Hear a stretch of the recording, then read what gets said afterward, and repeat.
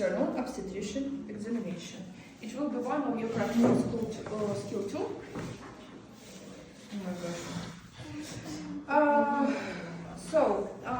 You should answer by the checklist. So you should, firstly you should be dressed correctly, and you should tell to your patient your name, ask her name, and you should tell, have you got the permission from her to perform this examination. Then what is important, you should say to her that she should lie on her back and flex a little bit her knees, a little bit.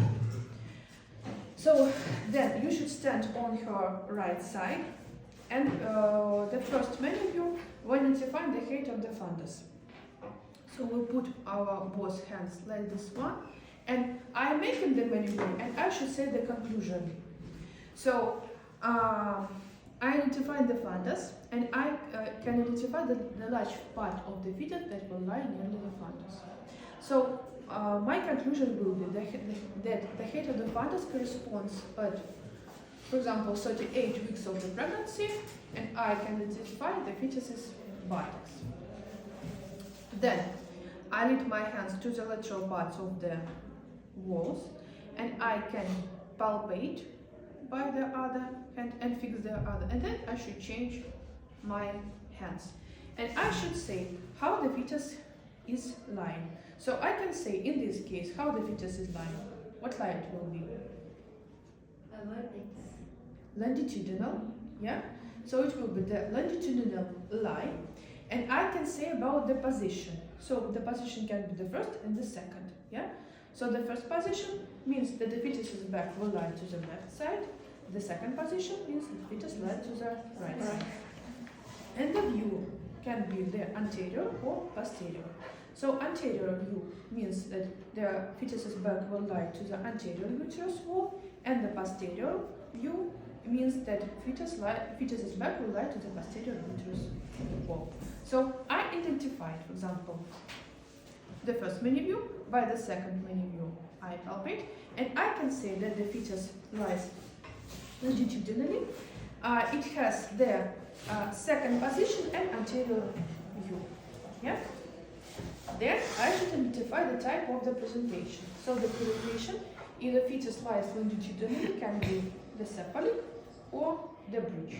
Yeah. And there are too many types of them.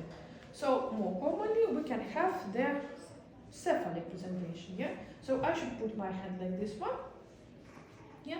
And I will identify the head. So how we identify, are it the buttocks or is it the head? So the head is more dense than the buttocks, yeah? And what else?